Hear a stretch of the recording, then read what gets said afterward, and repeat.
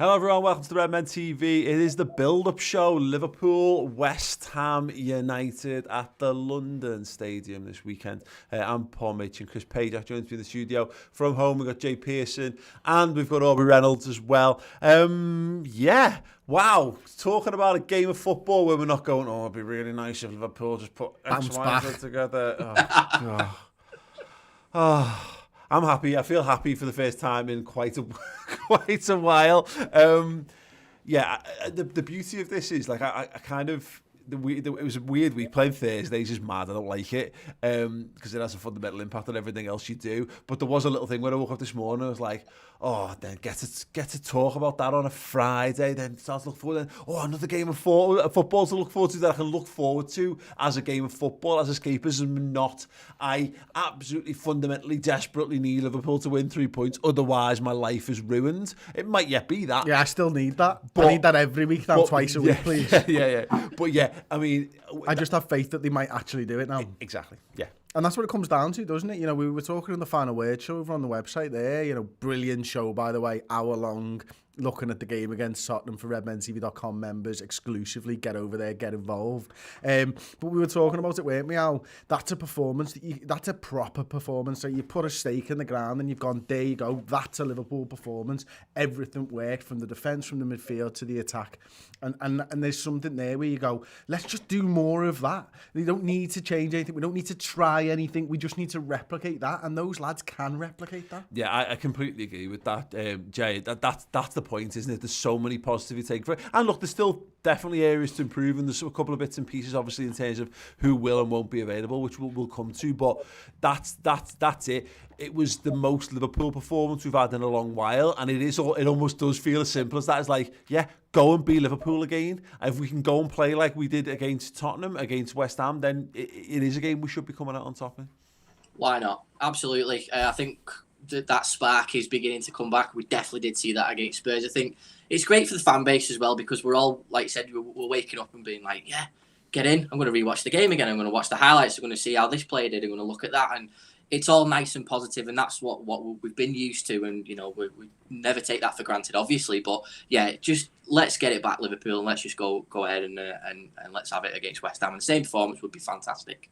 Yeah, I mean, we left it as late as you possibly can in Hollywood terms, or for Liverpool to get themselves back in form. You know, we've slipped as far down as we possibly could, really, if we wanted to still make the best possible fist of this season. I think the good thing about now, and hopefully what the last month or so has done, is just meant that let's follow what Klopp's been saying a little bit, and let's just go game at a time. Let's not worry about Man City. Let's just swerve City for a bit. If they end up hitting a bad run of form again, then great. Liverpool need to just win a clutch of games for that to even be remotely relevant to us. Yeah. This season's mad. This season is mad, though, isn't it? Like, West Ham were above us. Yeah. After 19, 20 games. A David Moyes West Ham were above us. You know what I mean? Like, and we had a bad run of form. No one can say that wasn't a bad run of form.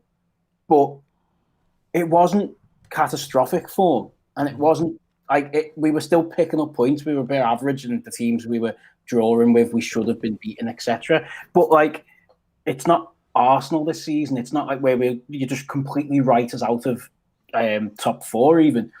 And there's still Leicester and West Ham are still in and around it. You know, yeah. Arsenal. I work with an Arsenal guy, and he's made up that we beat Tottenham for him, because Arsenal are now 3 points behind Tottenham. And Tottenham have got the best two strikers in the league that the Premier League's ever seen. And they're having an amazing season, and Arsenal are shit. So this league is so tight. And there was a moment when, because we were actually doing all right, and we were at the top, you know, around Christmas before the run of form happened, we didn't really notice how tight and congested the league actually is. You know, Leicester have lost, I think they've lost 5. There was a point when Leicester went top and they'd lost a third of their matches this season. Yeah. This league is fucking bonkers, and it's not going to stop being bonkers for another 10 games. It's funny because you're right. I mean, look at the form. We've got the worst form of the top of the top 7 teams in the Premier League right now, we've got the worst 5-game run of form, and yet we're 4th, which tells you everything we're doing is that it shows that, goes to the point, doesn't it, that, you know, form's temporary, class is permanent. Liverpool are brilliant, but Liverpool need to get back. We've had our, it's been slightly more than a blip, but it works both ways, doesn't it? Because of that congestion, a couple of bad games, you can slip down. A couple of good games, you can rise back up there. But if you want to get yourself above it all, you're going to need to do what Man City are doing. You need to do we need to put 3, 4, 5 games down back to back, rack up a few wins, and then have a look and see what's going on around That's us. it, isn't it? Manchester City have capitalised on everybody else's poor form, and they've capitalised on it with their own great form. Yeah. You know, the defence has come together and everything else, hasn't it, Paul? You know, you see that, you know, the strikers are starting to score goals, but they're not conceding goals or anything like that. So, for me, that's what it's about for Liverpool, and we've got to be able to do that, because everyone from 2nd, I think, to 8th, 9th are probably going to continue to just do what we're doing at the moment, which is dropping points, not winning enough points. But if Liverpool can get 5, 6 games back to back, like you were saying there, I think we'll quickly find ourselves in 2nd position. And obviously, if we can put 5 or 6, we've also closed the gap against City because we play them soon enough. Well, it's mad, isn't it? Because, Jay, at the moment, we're looking at City going, oh, City, absolutely laughing, City unstoppable, City incredible. And I wouldn't be looking at and we'll look at the upcoming fixtures a bit later on, but, you know, they've got a reasonably favourable run of results. But this is the nature of this season. And what Man City have been for a number of years, they've still got the ability to drop random points and random games, and Liverpool just need to keep themselves on top. Don't make Man City any of our business, but make ourselves Man City's business by sorting our own shit out. Yeah, correct. He's right. He was right. A short answer, but he was totally right. Yeah, correct. And that's the point, isn't it? You know, Manchester City are doing Manchester City things at the moment, aren't they? And I think that's what Jay was about to say to us. You know, go on, Jay. Continue your point, mate. Yeah, sorry, lads. Let's not forget that City did get sort of written off at the beginning of the season with some of the results that they had. Yeah. So it was really quite interesting the way the league is chopping and changing. So we just got to keep doing our own thing. You know, I'm making myself not look at the league table for a number of weeks just to go, oh, I'll look at it. And as long as we keep winning, you just think, right, well, whatever be will be. But yeah, you are right, Paul. They have got a favourable number of games coming up, but so have Liverpool, and one of those games is Manchester City. So it's going to have a lot more twists and turns, but we can't write anybody off at this stage. Yeah, big shout out for Cal Freezy with the super chat. What a result yesterday. Cheers, fellas, for continuing putting on a show during all of this. PS, can we buy a centre back, please? Yeah, I can't do the centre back thing again. But I'm with Cal, right? Except I want 2 frigging centre halves, and I want 3 by the time the next season comes along, please, because we need a centre half. We do need a centre half. Well, we've got stick and plasters at the moment, but we need an operation. You know what I mean? That's where Liverpool are. I think we can find ways to win in this game. You know, we managed to get through Tottenham Hotspur pretty well. I think we can all agree that. West Ham will pose different threats. They can clearly cause problems because they have been. I think you pointed it out. The thing about West Ham is they're performing in games that they're meant to perform in. You know, we'll look at the recent run of form: beating Palace, beat West Brom, beat Burnley, beat Everton. To do with Southampton, those results are actually good. Are the really good results? They're the ones that we've been struggling with, actually. Yeah, well, exactly. They're doing in all the teams that they've gotten better results against. With the exception of Palace, of course, who we absolutely annihilated. They've done better in most of these situations than we have. So yeah, but the centre half thing, I think we should be okay. Or we've got a better chance of being okay. It's when we get through to the Man City thing, that's where our centre-back issue will become a bit more obvious and a bit more pressing. Yeah, because you can think about this game and you obviously think about, you know, I feel this feels like a Nat Phillips game for me anyway. You know, I know Sebastian Haller scored about 7 goals this season, but not many in the Premier League so far. Does he even play for them? He does, doesn't he? He's been scoring in the cup competitions for them, hasn't he? Has he moved on? I don't know. I've lost track of them. Carry on. Obviously, you've got Souček as their top scorer in the Premier League with 7 goals, haven't you? Cresswell tells you a lot because he's their top assister, the left back. So it crosses into the box, isn't it? So it feels like a Nat Phillips game from that point of view to me. And then if Liverpool play like Liverpool played like they did against Tottenham Hotspur, I don't see that West Ham can stop us. Yeah. And that's what it comes down to. Make them worry about us, because teams haven't been worrying about us. But now David Moyes will do. Yeah, absolutely. Thanks very much to Ross. Yeah, he's at Ajax. He's at Ajax, wow. He's at Ajax. Yeah. Definitely a Nat Phillips game then. It's I mean, again, we shouldn't underestimate West Ham in any way, shape or form here, Aubrey, but I mean, that's what's presented in front of us now. Away form has been our biggest weakness. It's great getting the win against Tottenham, but Liverpool need to now get that sorted. And I do feel more confident that it'll happen. But what you don't want to fall down into is a trap of just believing the game's won before it is, because hopefully now drop points against West Brom and Newcastle and Burnley. If ever Liverpool had something that you can put, Rocky style, pin up on the mirror in the dressing room and say, yeah, here's your motivation to go on against teams that you, in inverted commas, should be beaten, then we've definitely got enough of that there. Yeah, West Ham can't be underestimated. Like, I was dismissive by saying West Ham went above us, because they did, and that shouldn't happen because we're the champions and we are so much better than them. But they've won 10 games this season and they've drew 5. So they're very similar to our form, and David Moyes has got them drilled. They've got that alchemy that David Moyes can occasionally get, which is he can get that right blend of strength and solidity, but then he gets a couple of flair players into it that he sort of inherits. Antonio was for a while the form player of the league, wasn't he? When we came back, and our from absolute lockdown. bogey player as well. And our bogey, and we didn't. And when we beat them this season, we didn't have to play against Antonio. And Nat Phillips had a good game, but Antonio wasn't on the pitch. The new player that they've brought in, the lad from Bournemouth, is Ben Rama. He's starting to look quite good. And the hope, the optimism I have is they play a 2-man midfield, or they have done the last couple of weeks, in Rice and Souček. And as we did against Tottenham with Højbjerg and Ndombele, we completely overran that midfield. So it would be good if we could basically be like, look, this is the game plan. Go there. It's only down the road. Move it from Tottenham Stadium to another London stadium. Do what you did again. Bobby drop deep. Drag them out of position. And hopefully the midfield can really overwhelm them. I'd rather be playing West Ham on the back of having had 2 games against Man United and Jose Mourinho side playing. I mean, I say similar style. All managers whose first and foremost commitment is to making sure the defence is tight and what have you. That is another thing that potentially works in our favour. Yeah, that's it. I think, all right, we've not done well against a lot of the sides, but even going your West Broms, your Southamptons, maybe Southampton. No, actually Southampton, because they got the early goal, they did sit back.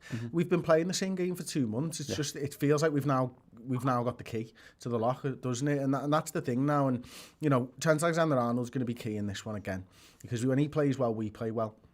And he's so massive for us. And, can Milner go again? That's a big question, but as far as the other players that you're looking at, well, Gini Wijnaldum and Thiago, I'm keeping those 2. Definitely. And if Milner can go again, I'm probably playing Milner as well, Paul. Yeah, absolutely. We will talk about the team selection in a few moments after this very short break, but we have a trivia question to keep you tied over. Until then, David Moyes has managed 34 games against Liverpool, but how many of those has he won? Check back in a few moments for the answer and for more Liverpool West Ham chat. Fight like crazy, go for each ball, run more, fight more, jump higher. That's what we have to do.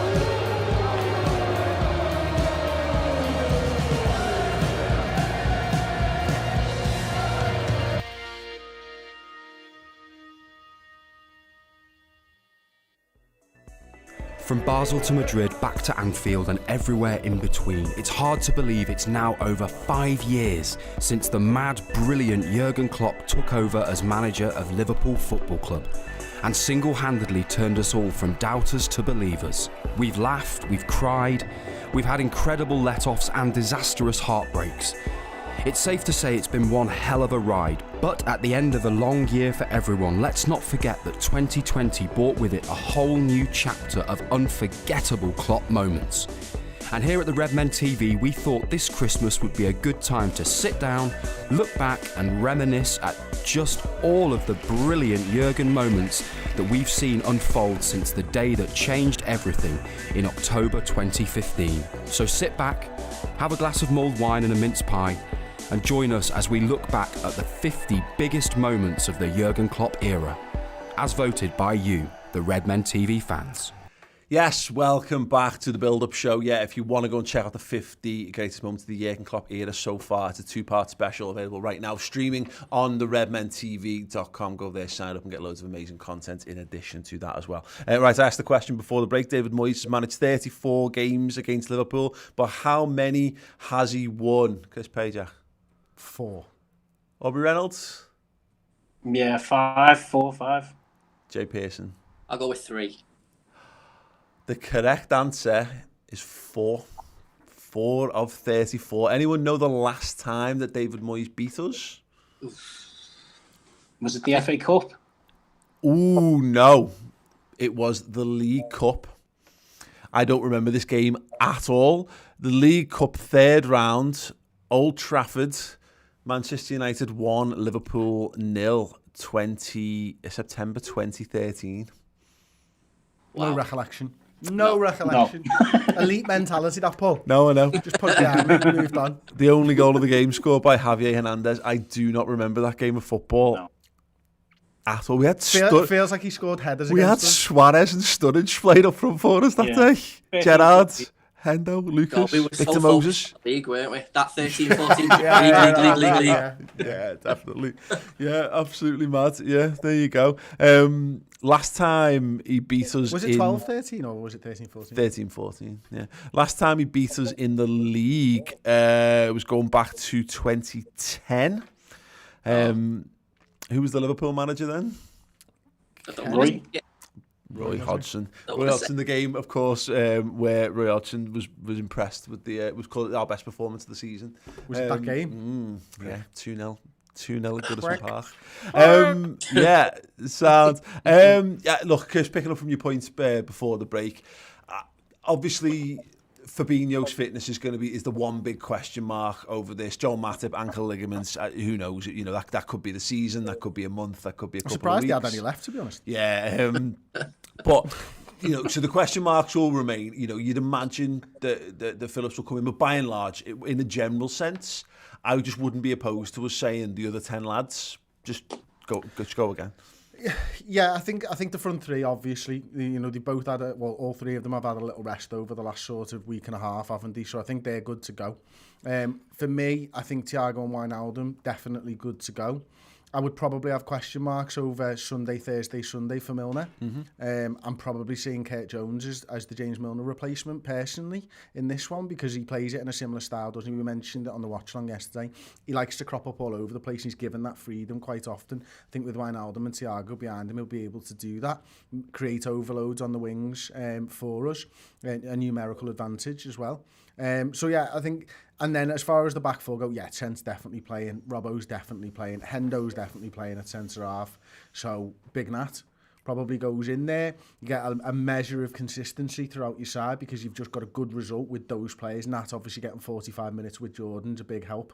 Actually, you know, rather than Matip then go out after the game. Yeah. At least he's got another 45 minutes under his belt. Yeah. To partner Jordan Henderson. So yeah, Kurt Jones is the one, and then it's a question of, well, actually, if you're going to bring Shaqiri in, because we've seen a lot of Shaqiri in the middle of the park, you're moving Thiago. So you're probably not going to do that.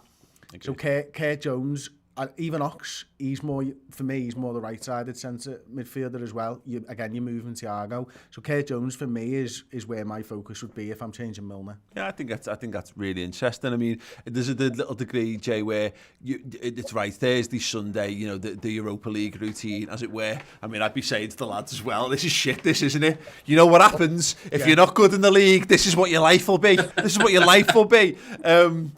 Going in the round of 128 at the back end of next season. And it's funny though, isn't it? Because David Moyes will be like, you win this, you could be in the round of 128 next year, lads. Yeah. There's the consideration that we're a week out from Manchester City, at the time of kickoff from there, and you want to make sure that your best team comes up in time for that. But also, I wouldn't want to be looking to undercut anything we're doing here. I wonder whether there's a degree to which you maybe we're in a point of the season now. The players have had a lot of rest. They've had more rest than most of the top teams, certainly in the last few weeks. You can't ask a lot of them to kind of go and get back into the thick of things, really. Yeah, and if we lose against West Ham, then the City game becomes, there's less pressure on it. Do you know what I mean? In terms of like having to get that win, and we don't want that. We want to win against West Ham to make it so much more important. But what we've got to remember is Moyes has got West Ham playing really, really well, and Mark Noble usually plays in a 10 when we play the stronger sides. When he plays the stronger sides, so we are one of those stronger sides. So we've got to remember that they're going to be great. It's going to be a dirty fight with them and stuff like that, because they've been a fantastic side this season, and Moyes has got them away from the possession play that Pellegrini was doing. He's got them playing really, really well. So we've got to be on it, and I'm all for having the exact same lads go out again. Obviously, looking at the Milner situation, you would change it. It's tough, isn't it? Because obviously Brighton midweek as well is a game where I can't help but fall into the mentality of you need to chop and change here or there, but it's so continuity is the thing we've lacked. And we're going to have to, as Chris says, there's a chance that we might actually be able to field the same centre-back pairing for, a game and a half on the run, which would be outstanding. Unless, of course, Fabinho comes back in and shakes shit up again. But, yeah, it's a fine balance, isn't it, between maintaining as much consistency as possible, getting the same lads playing, but also making sure that we're not undercutting ourselves and leaving ourselves a little bit vulnerable by the time we rock up to the City game. Yeah, absolutely, mate. And I think this is, it's like I said before, if we don't win this game, then it throws the rest of the week out of balance. When you look at Brighton, every game we get 3 points, we look to the next game. Say when we won the league last year, the next game, but then because we have to think about a few games in hand now, it puts you in that awkward position. So let's just do it again. Just fucking do it again. Aubrey, Aubrey, would you do anything particularly different in this one? The Milner's probably a decent shout. Again, without us knowing the fitness of Fabinho here. Yeah, Klopp sides always rotate the midfield, don't they? That's what our success last season and the season before that was based on. Unfortunately, we have got the players to rotate in the midfield. Half of them are being deputised as centre backs, so that's not particularly good. But so it does limit the options. But what else are we going to do? There's rogue shouts, isn't he? Shaqiri in the front three, Chamberlain in the front three. Are we really going to do that? Again, it's not really worked that great. Origi start, and is that going to happen? You wouldn't want to see it, but with a picture of the long term, maybe you have to do one of those changes. The defence, we're just literally down to the bare bones. Who are we playing in the defence? Literally, it's anyone who can stand up, isn't it? So then the midfield, the obvious one would be Milner. Can Milner do it at 35? Probably not. Or is he more important to protect? Is he looking for the Brighton game, a home game that we need to go? He's actually more industrious, so away from home would probably be the one he suits him, and then he doesn't come anywhere near the Brighton team because you can field Shaqiri in the mid against Brighton or Jones in that. I think it's literally down to two decisions, isn't it? Is Fabinho fit enough to start? Do you risk him? Or is he coming in for Brighton to get up and running ahead of City? And then who is that third midfielder alongside Thiago and Wijnaldum? Here's a question, because it's just the same question on repeat almost, Chris. Fabinho's fit for this. Because I think the good thing about this is that it is dictated a little bit by who's able after the Spurs game, because energy expended and all that. But in terms of the pattern and the rhythm for how the players are used, the team for this week is the team that you go for Sunday next week for Man City. Generally speaking, you'd rotate, you'd look to rotate at Brighton to then be ready for this. So the question is, Fabinho's available here. Do you unleash your then close to perfect midfield three of Wijnaldum, Henderson, Thiago for this one, or do you go, well, hang on, let's keep with the defensive stability? For me right now, I'm looking at what's our best defence? What's the best defence that we can put out? And if Fabinho's fit, the best defence I believe that Liverpool can put out is Fabinho and Jordan Henderson right now. If you're just talking about the defence. I think our best midfield still has Jordan Henderson in it, and obviously it would have Fabinho in, but this season he's not a midfielder, he is just a centre-back for us. Against Manchester City, I think I'd rather see the midfield that played last night with Henderson and Fabinho behind than a Nat Phillips or a Reece Williams playing against Manchester City, because they do things, they pull you all over the place that young lads, inexperienced players at the top level will not be able to deal with. It would be difficult for Fabinho and Jordan Henderson. So for me, I'm sort of, and I also think this, Paul, and I'd be interested to see if anyone agrees, Liverpool need to earn the right to rotate now. We need to fucking win some games back to back, because it's so much easier rotating when you're in form than rotating when you're trying to get wins. Like it's a complete. I know it's fundamentally the same, but it's also completely different. We need to earn the right, and we need to make that City game matter. How do you make that City game matter? By winning the 2 games before it. Yeah, exactly. And it goes back to the point we were saying at the top, doesn't it? Is that it's, and Jay was kind of saying, the City game is not, if we can't win, forget about it. Exactly. If we can't win these next 2 games, the City game, we'll still play City and we'll still look to beat them, and you still look to win every game in front of you. But they're not our concern if we don't win these next 2 games, because you've just got to work on the understanding that City are going to win every game of football, and we need to go and do the very same. Let's have a little bit of a. I'm just giggling. Who's admin in our comments? Is that you, Si? It's mainly Ross, who's described himself in the comments as the captain of this ship, which is just okay now. He's not in the studio today, can't you? What's the ship? Titanic? Oh God, honestly. Sounds. Listen, thanks Ross for doing the super for looking after the comments and whatever. But anyway, let's have a little look at the other fixtures that are going on this weekend, because there are a couple of quite tasty ones that are worth discussion. Everton hosting Newcastle, whatevs. Palace host Wolves. City, Sheffield United. There's no way on God's earth that City don't absolutely dick Sheffield United everywhere. They've had the little moments, haven't they? They got the 3 points against United. They made us smile. This has got all the hallmarks of like the last season when they'd play City first and get a half decent result of team, like get a draw against City, and then they turn up against us, and we would absolutely batter them everywhere. I'm happy to write off particularly games like this, Chris, completely. And then look, I will be over the moon ecstatic if something was to come in, but there's no sense in having any expectation over this game, regardless of the United result for them. And I kind of feel like that with about 18 of the teams in the league when City come up against them at the moment. I'm not harbouring any ambitions of anyone getting any points off City, because they're just dead hard to score against. I mean, is it 13 goals they've conceded so far in like 19 games or something like that? It's a really, really good defence at the moment, and I think they are getting back to that form where they showed the last couple of years prior to last season and stuff. So they're a fired up squad at the moment, and they're looking to take advantage of everything. And I don't think that Guardiola's going to let them off the hook. I don't think he's going to work them any less. He's going to ride them dead hard, because Guardiola still fears Liverpool. 100%. Aubrey, Arsenal host Man United. That's got this is what we're playing for at the moment. I think it was Chris asked me this question last night, is then who's the crisis club now? The next crisis club is going to be picked at the end of this weekend's fixtures. If Liverpool win, then it's no longer us. If Man United lose, all the question marks will be back on them all of a sudden. And same with Arsenal, to be fair.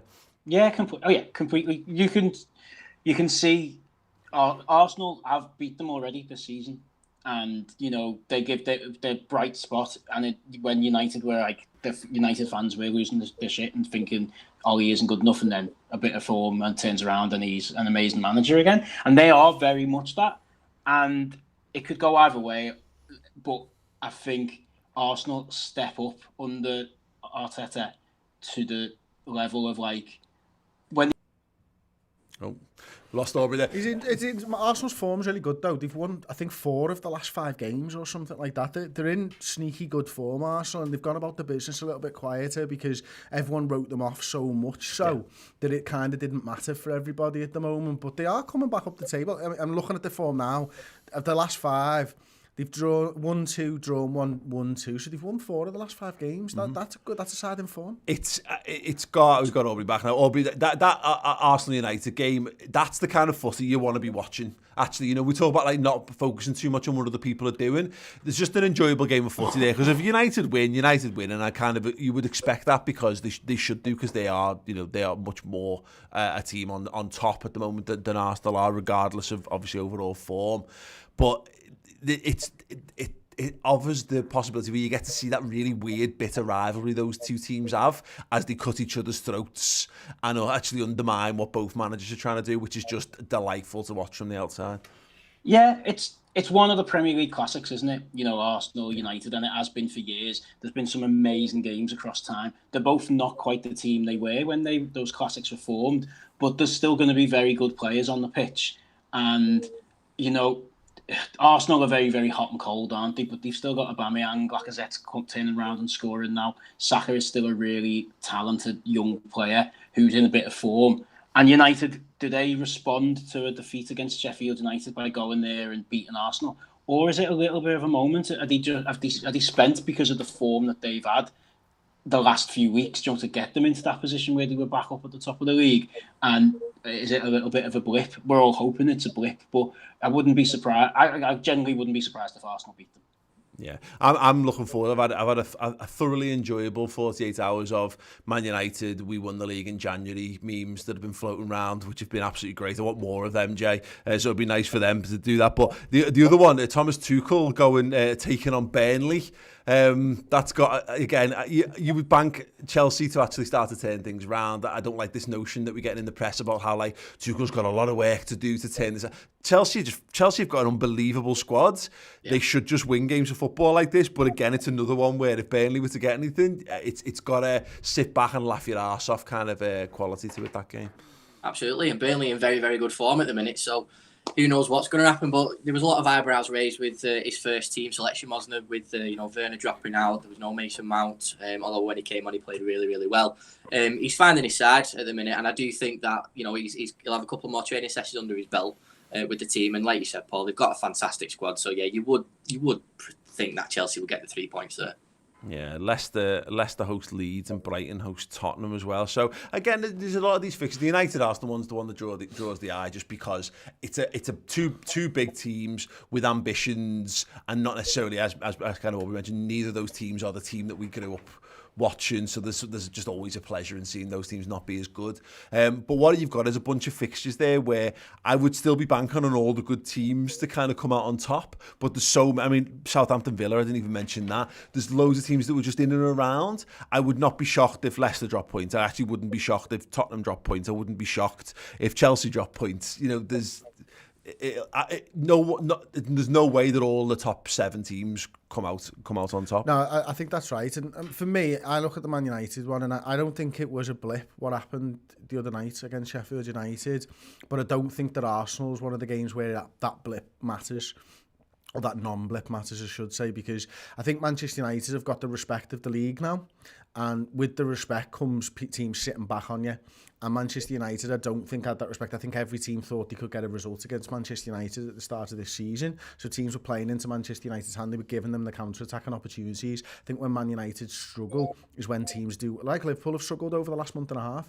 When you're forced to play that low block every single week, then Man United aren't the same Man United. You know, they're not able to pull teams apart in quite the same way. Sheffield United proved that you be resolute, you hit them on the counter-attack, you get your goals.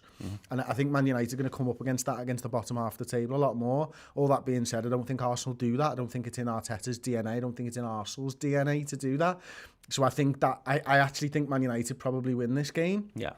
But that doesn't mean that they've turned the corner for me, and it doesn't mean that the Sheffield United result was a blip or was a blip. Yeah. But you're right. There's loads of teams like dropping points. There's no real losing. It'd be nice for Arsenal. It'd be better for Arsenal to pick up the points there. But it'll kind of be what it'll be. I wouldn't be shocked at all if Arsenal managed to pull something out the bag in this one, and that would be absolutely fine. Right. Let's have some score predictions. Liverpool, West Ham. Chris, what do you think?